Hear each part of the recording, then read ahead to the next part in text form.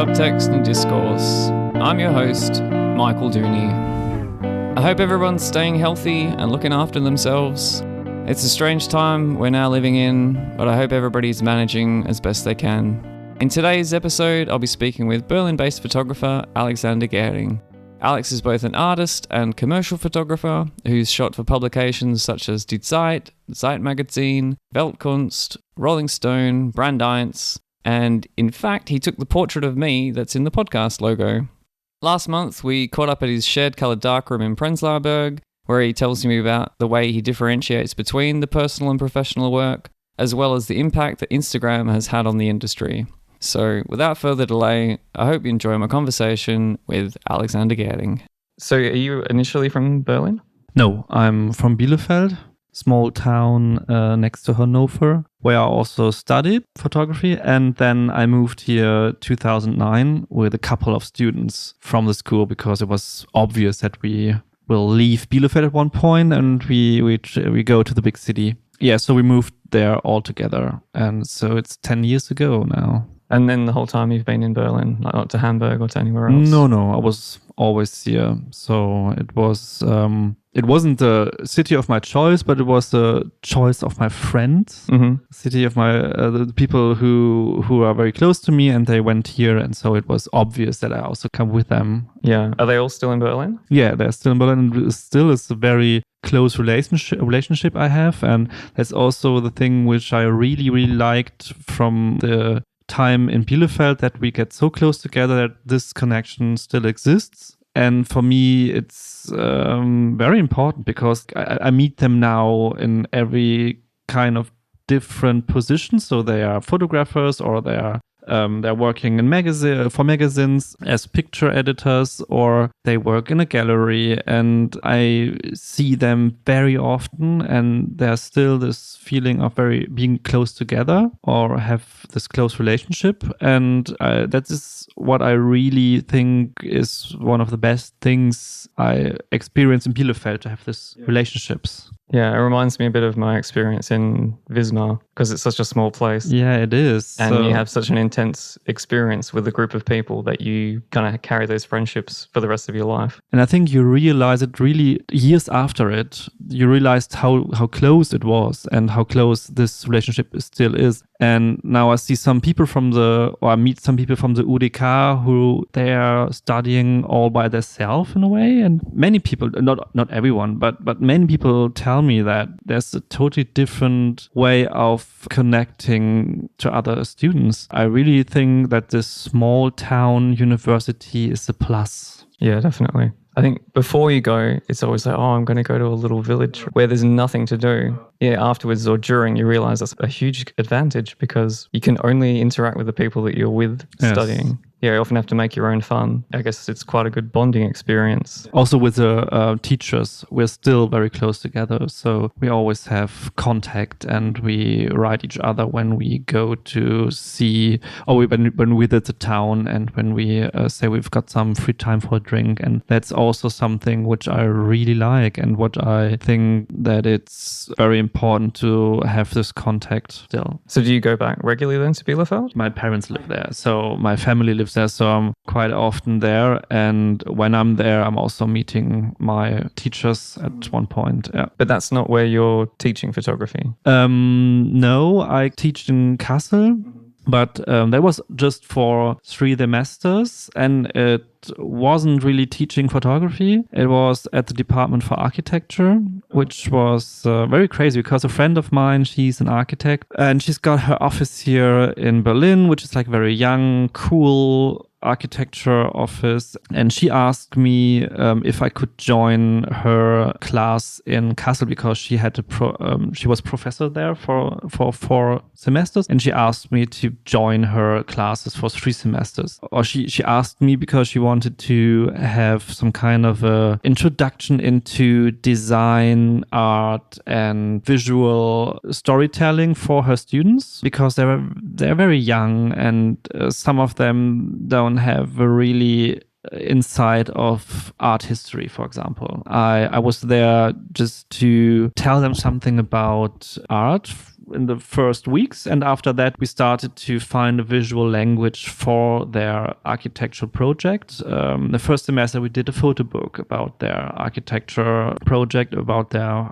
model and their house. And then in the second semester, we started to make posters, for example, where they designed for the first time, they designed a poster where they included all their visual material. And also, of course, we did some architecture photography as well. Yeah. And that was a really nice experience because I don't have any clue of architecture. Yeah. So I'm really not. But was that the first experience for you teaching or working with students? Not teaching. Before, I already did some small teaching things. So in my university in Bielefeld, I also did for years the introduction into the darkroom, for example, in the color darkroom. And also last year's, me and a friend, we did a summer academy in Lipken, which is an artist based in the Uckermark next to Berlin. Okay. This is a old DDR Hochhaus, like a really big building in the nowhere, like on the countryside. Yeah. There's nothing around, just trees and a lake and this big house. And there are some artists moved to, and they decided to build it up for a artist house. So you can... Like for doing residencies? Or? Residencies and workshops there. And also you can just spend 2 weeks in total nature and just express your work and just concentrate on what you're doing. They started to use this place, I think 4 years ago now. And one friend of mine, she's a member of this group, and she asked me if we could build up this summer academy. So since 2017, we did the first summer academy, and that was a big success. And this is always happening in summertime for 2 weeks. And there we do workshops with photography, painting, and with graphic design. So that was my first experience in teaching photography in a institution. Yeah, okay. Kind of institution. Yeah, sure. Yeah. Do you do that every year? Yes, we do it every year. So last year we had to stop it because there was they had to rebuild the building because it was so big, and they needed 1 year to rebuild everything. And this year we hope it will happen because we can't really say what's happening in the summertime. But yes, we will do this year again. Had you done anything like that as a student or prior to working there and teaching? Had you yourself done any residencies? Not really, to be honest. I don't know why.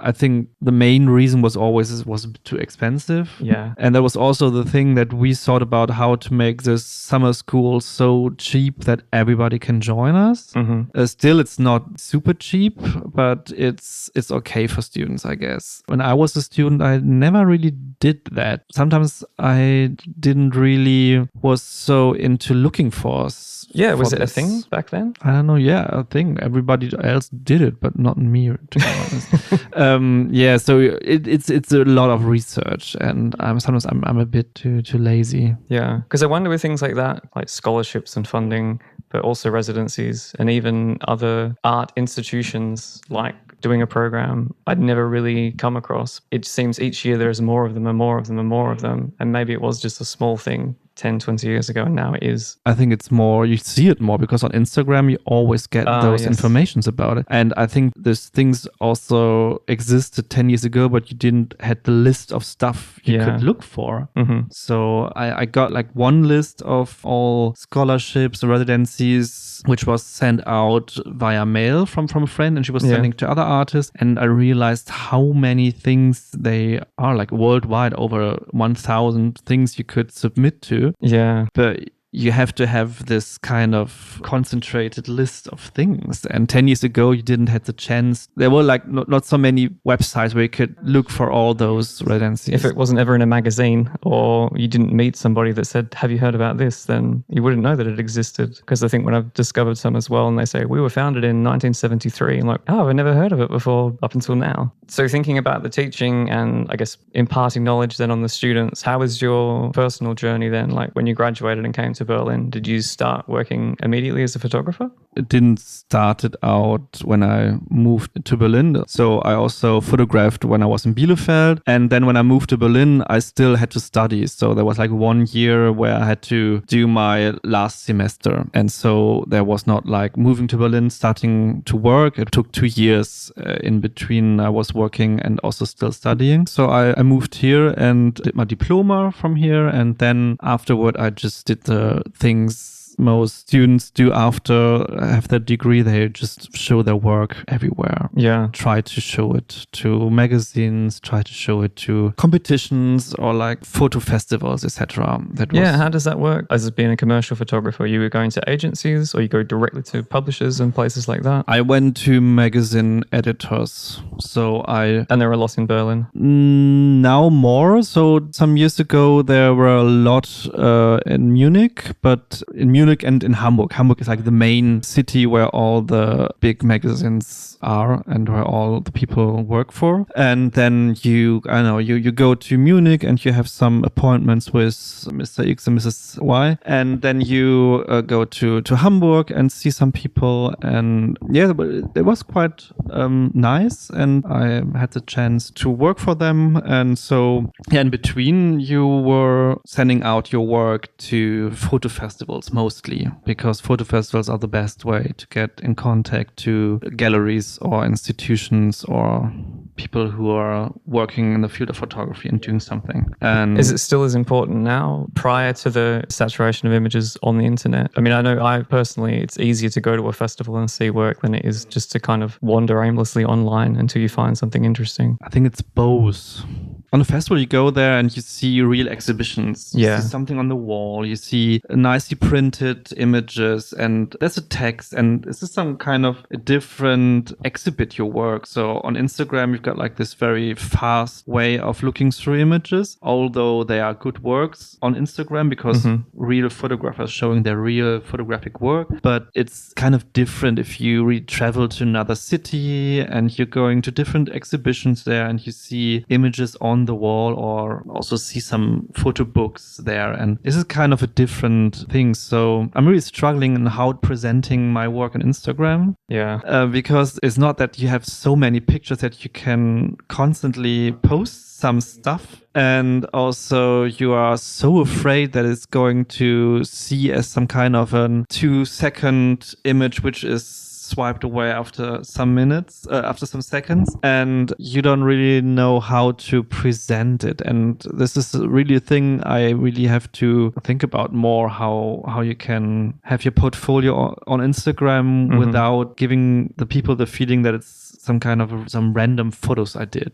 Yeah, no, absolutely. I think comparing that even to a festival, when you go to like a really well curated festival, because all of the work is really good and you're seeing it in such a concentrated period, you do get saturated with the imagery. And if you just saw one piece of that, you would spend more time there. And Instagram is almost like the extreme of that, where you have everything at once and you're spending less than a second looking at work that you might spend an hour in a space really appreciating, and then it's gone and then you're looking at the next thing. But the good thing is that you can show images of the installation in the show, which shows that it's a real artistic work which hangs on the wall, nicely presented, and then you can see also the pictures in it. So this is a way of showing that it's not a random Instagram photo work I did. It's more a real work which is well produced as an artistic piece. Yeah. So when you started finding your voice and what you wanted to do with your photography, how do you differentiate between this is what I'm doing commercially or doing commissions and this is what I'm doing within my artistic practice without them? Like, do they interact with one another? How do you separate them in your mind so that you're not, for example, if you're shooting all day long and you've done like commissioned work, but then you still want to work on your personal projects, that you don't feel exhausted from taking photos? Or that's never been a problem for you? For me, it's very easy because I shoot digital for my commissioned work and analog for my artistic work. Oh, okay. So that's like a real clean cut and it's also very different. So it's a good thing because because I can separate it. But on the other hand, it's also a very bad thing because people think I'm Jekyll, Mr. Hyde. So I've got two different photographic styles because it's a kind of different look I have, and also from the ideas behind it. So my commissioned work is much more lighter and much more it comes from a different background. And my artistic work, it's a bit too dark for magazines. It's mostly analog, so for me this is the total cut for it. So I'm working on my own images in the darkroom, and for the commissioned stuff I'm working on my computer and in my studio, and this is different. So for me, I can separate very easily. Yeah, I think so. I guess just from the process and the frame of mind that you're in. Also different. I really don't have like a different approach on how I photograph this or that. Yeah. Because I find for me personally, when I use my digital camera, I shoot faster and more. Whereas if I'm shooting analog, it's slower and less. Everything is different. Or where to start, like the frame of the camera. So I'm using a Hasselblad, which is a squared frame. And it's such different when you got like your digital camera and you got like this. Is it 4x3 or? But like the normal digital size, like compared to a small format camera in a way. This is also a different way how to photograph. For example, if you shoot in a dark environment or something, it's really nice to photograph on film because there's so many things still on the film and you can work them out in a darkroom very nicely. Although I can't really work with dark files on a computer. For me, it's like very hard to find some nice images out of this very exposed images. This is really two different techniques for me. Yeah. And have you always shot analog for your personal work? Yes. And always printed yourself? Because, now we probably point out we're sitting in your shared darkroom in Prenzlauer Berg, which is a color darkroom. How does that differ from a black and white darkroom? Is it just the chemistry? It is also a different process. And to be honest, I don't know the difference so much because I didn't use black and white. Oh, really? No. I just did it in the beginning of my studies just because you had to do it, but I never really did it. It's a different process because, how to explain it without being so technical? It's the basic difference is that you're using a machine in the color darkroom. So the chemicals are in one big machine. And so you don't have the different bars? No. You got like just one thing and you have to put the... Negative? No, the belichtete. Developer? The light comes down. The projector? No, enlarger. The enlarger, and the process is that you belichten, like... Expose the film. Expose. Yes. God. The exposed paper you put in the machine, and then everything, after 5 minutes, the print comes out and it's ready. Oh, right, okay. So you don't have to put your print in the different bars and count the time and stuff like that. Okay. But on the other hand, the difficult in using a color darkroom is that you have to use the color, you have to take control over the color. So it takes some time to get a feeling of how to use all the filters to have a nice color, and also to find yourself a color you like. So every photographer who uses the darkroom has got like their own color set which they like. And it takes some time to find your own color style. Because I think when I first saw some of your prints was at the photo treff in Kreuzberg.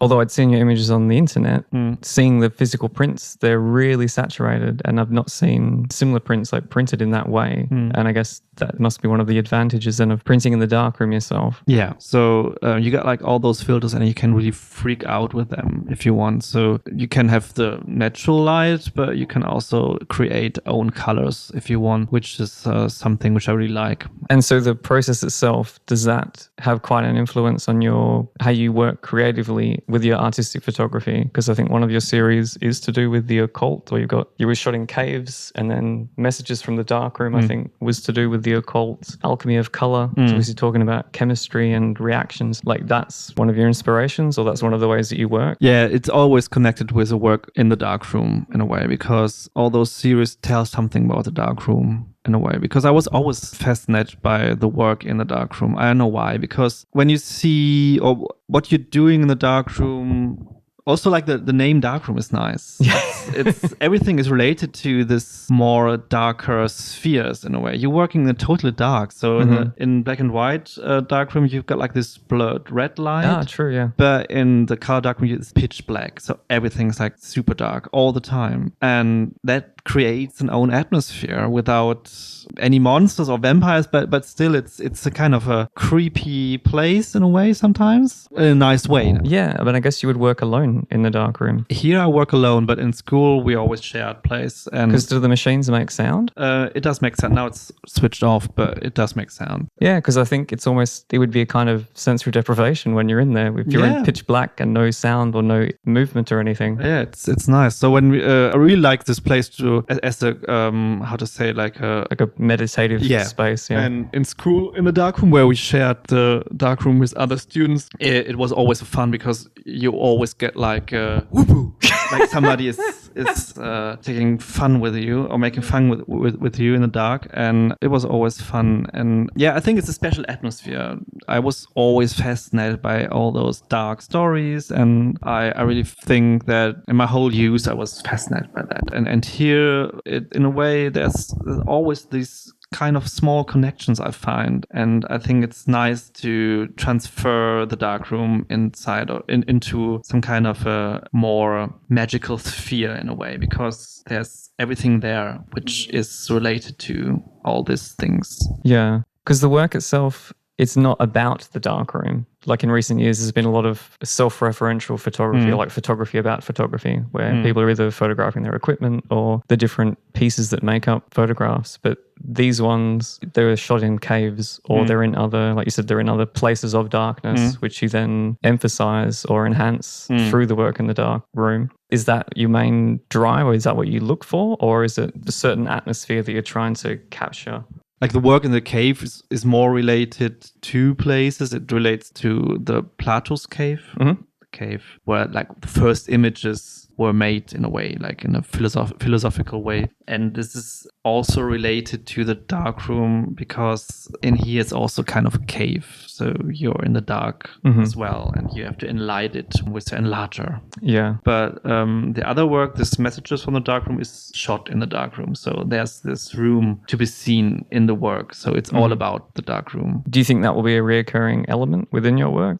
I have to take care not to do everything about the darkroom, but when I'm here, I'm always see things, and I think it's still something which is interesting. And also, if you see that from this kind of generation of photographers we are, so the people who are witnessing the end of analog photography in a way. So we were talking about young people who still use analog photography, but it's kind of a fashion thing. It's cool, like have the 90s style. Well, I was surprised. I still can't believe when you were telling me that they wanted color prints from the darkroom. Yeah. So, I mean, it's one thing to still shoot on film, but then work digitally, but to scan the print, it still feels really unnecessary, but yeah, I guess.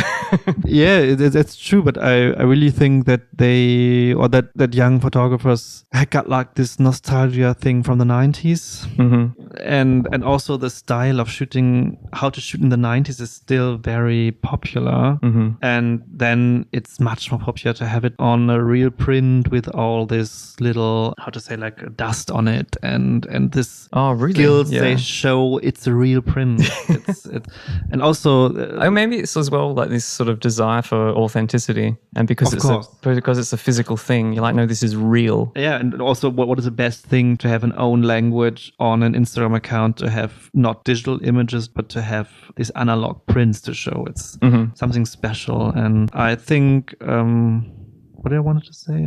That there's a kind of nostalgia for analog photography. And I think that it's interesting to tell something about this generation we are in, that we are witnessing this death of photography, like this analog photography in a way. And not the death, but maybe the change in photography that we are, or that like my generation, which had analog photography in school and live with the digital photography, and they are the ones who, in a way, they decide what will survive and what not. Yeah, in a way, that's what I think it's interesting, and where I think that somebody needs to find images for this vanishing of of analog photography. And there I think the idea on showing something dead, which photography is in a way, is nice to show that with these ideas of the occult, which I think is interesting because my for work is reincarnation and in a way, bringing the dead back to life. Yes, in a way. So it's very obvious, but it's a nice metaphor for it, I guess. And also to see this old dark rooms as some kind of, not graveyards, but in a way,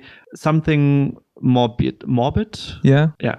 Anyway. I was thinking before when you were talking about presentation and showing the images as well, and how you mentioned it's difficult with Instagram because, you know, you're seeing one image after another image. I noticed with some of your work on your site that you also do installation as well, or you do other things like physically within the space that go beyond just showing prints.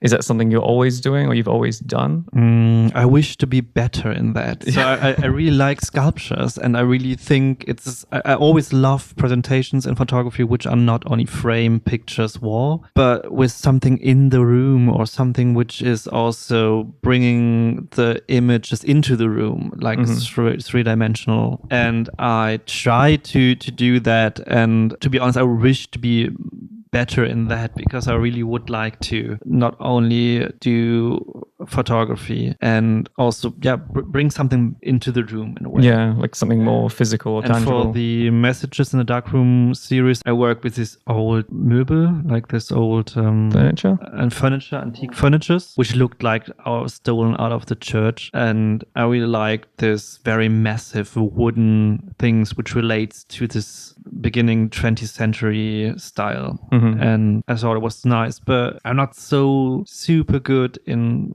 doing sculptures, so it was just some kind of play I liked. For me, I think for a photographer, it's also I think it's interesting, like, to work on the frame as some kind of sculpture as well. So I'm more interested in that now, like using some kind of or thinking about frames which look more like a sculpture, which I think it's interesting because it's not like you're doing photography and I'm also doing sculptures. It's more this is photography with a sculptural element. Oh, I mean, the frame belongs to the photograph, have you started doing that? Not really, but I'm thinking about that, how to use that, or different kind of frames you can use, and how the frame also relates to the images. But also, like in my last series, like the Alchemy of Color thing, I used colored glass. So the glass in the frames, they were of colored glass. So the whole series was with this very high-pitched colors, but some were also produced by using colored glass. So there was not like a glass in it. So it was like a red glass or a blue glass. And I think I remember that was at Pavlov's dog. Yes. Yeah, I think I remember seeing that. Yeah. And it's also something I really think it's interesting to have the sculpture, like the photograph and the frame used as a sculpture in a way. Or more sculptures as normal print on the wall. I think it's also nice as well because it adds something more unexpected to what you would see. And I think, like we were saying earlier about the experience of going into a space and looking at the images, because we're so used to seeing images on the screen anyway. If what we're seeing on the wall is the same as on our computers or on our phones, there's less of a need, or there's less maybe urgency to go and see it as a physical object. I saw you'd shown at a few different festivals because you were in Woods last year. Last year in Woods was really nice. So I really liked the festival. It was first time I went there, and I think it was super nice curated, and the contact to the people who worked there was like brilliant. They was so nice, and they took so much care of all of the things. And they also, now we talked about how to show images in the room, and they did this really big concept on how to show the stuff. So they built up this dark room in a way. So it was a group exhibition of, I think it was 5 photographers and one girl who did sculptures and one film. They set up this really nice room in a industrial space, and they had those red foil on the windows, so the whole space was red when the light came up. So it looked so nice. And I think this festival was really interesting, and I really think that this festival had big not influence, but it was a good way to think about your own work and how to present it, and how to talk about that with other artists and curators, and how to work on a presentation in a way. Yeah, I've always heard good things about it.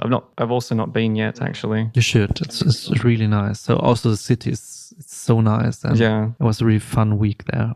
Oh, cool. No, I've been to the one in Krakow, and I always talk very positively about that. But everyone's like, oh, no, you have to go to the woods. Do you go to Arles each year? I hope to go there this year when it's happening, if it's happening. Yeah, I hope it happens. I guess so. But so last 2 years I didn't manage to go there because it was always too late to find some space and to live. And there was also other things to go to. And but this year I really would like to go because it's also nice to be there. Yeah, definitely. Are there any others that you typically go to each year, or are there others on the calendar that you're always like, oh no, this year I better make sure that I go? I'm not that traveler who goes from one festival to another one, so I pick up 2 maybe or 3 where I would really like to go to and ask friends if you could go together. But it's not that I'm looking for every festival and have like this plan, I have to go there and I have to go there. I'm not that. And I think as well, if you make it to Arles, then you kind of see everybody there. You don't need to go to all of them because you'll see the same people in a month. Switch on done, see everything and everyone. When it comes to new work, as an artist that works with photography, how do you start a new project? Do you have a method, or is there? I wish I had a method. I don't know. It's really a big issue for me because I know other artists who have got this list. Okay, this is my topic and I need to photograph this and that and that and that, and then they make a book, and it's like a real long plan they have. But I don't have that. For me, sometimes it starts with one image I really like. I did anywhere, I don't know, and then I see that and I think, okay, this is nice and I would like to go into this direction. And in the end, this images is not in the series anymore, but still I need this one image or 2 images which lead the way. Mostly it's very visual. It's more that I think, oh, this is really nice, so I like that. And from that, I start to do something. It's not that I photograph something which is related to the things I want to tell about or like speak about. It's more that I need to find something which I like as a picture. Yeah. So it's more about a mood or an emotion rather than a topic or a concept. To say with my last work, it was more the color. So I really saw, this is nice color. I really like to photograph something with that color.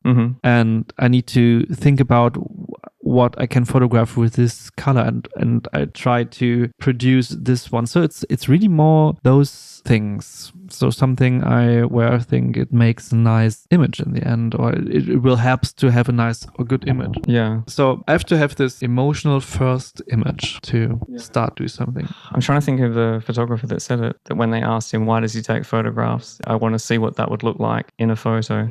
It'll come to me later. You mentioned books as well. Have you made any books? Have you thought about producing books? No, I'm a bit afraid of doing a book. Why? I don't know why. Because it's my work is more for the wall, I guess. I love the idea of a photo book. I really love books and I really love to see books and I love the designs and stuff like that. But for my work, it's I'm afraid there's not so many images. And also, as I said, my work is analog, is about the darkroom, and then you want to see or want to present those images comes from this place. Of course, so it's also a thing. So it's a bit removed from the experience. It's still a way to present your work and show it, but to have this actual print on the wall is also a piece of the work. Yeah. Just thinking now, using the darkroom and working in this way, are there many things that you were able to do at the beginning that you can't do now as companies have closed or they've downsized? Were there films or chemicals or papers that you once really loved to use and now you can't? So besides that, everything gets much more expensive. Yeah. Films, paper, chemicals, etc. It's the thing that Kodak stopped producing paper in a roll. Like they've got like this roll paper, which is the most cheapest way to buy paper. But they stopped producing the rolls. So for my last work, I really had to look on eBay to find old rolls to use. And Fuji still has got his paper production, but I don't know how long. So in fact, it's as we said, there's a revival on analog photography. Most of the photographers use films, so they're still available and they scan their stuff, but not so many people print. To be honest, it's a really expensive, long time thing, so it's not that practical anymore. Yeah. And that's also why they stopped producing the material for it. And I don't know how long, but I guess in 10 years it would be very hard to find material for the darkroom. Do you think somebody might purchase one of the factories? Because I remember years ago when Polaroid closed and then some budding entrepreneur bought Polaroid and then fired up all the equipment and started making the film again. Which was a mess for the first 3 years. Yeah, I remember. For the first 3 years, it was really a mess. And I think so. Also, there was another company which closed and now they reopened it. But because there's an East German or East European film companies. I don't know if it's Agfa or Orvo or a few of those different ones. I don't know if they stopped or started or they just always slowly produced. I don't know, but I think there are some people who want to produce material for it, but it must be like super expensive in the end because there's just some people who still use that. So I guess it will just become a niche, like how we were saying, like records and things like that. Yes. So. But as we said, like black and white is still something classical, which will still exist. It's the vinyl record in photography, but color darkroom is the CD or the DVD. Yeah. And it's not really existing that long, I guess. So there's kind of miasma in here. So it will be over at one point, but it's also okay. So it's just a process. I'd been planning for a long time to go and see the Colour Darkroom, so this interview was a great opportunity to finally visit the space and to learn more about Alex's process. And although we did say that digital reproductions are no substitute for handcrafted prints, you can get an impression of Alex's work on his website and Instagram, which I've linked below. That's all for today's episode. As always, we appreciate any comments and feedback. You can stay up to date by following us on social media and, of course, subscribing to the podcast. I hope you're all staying healthy. Take care of each other. My name's Michael Dooney, and you've been listening to Subtext and Discourse.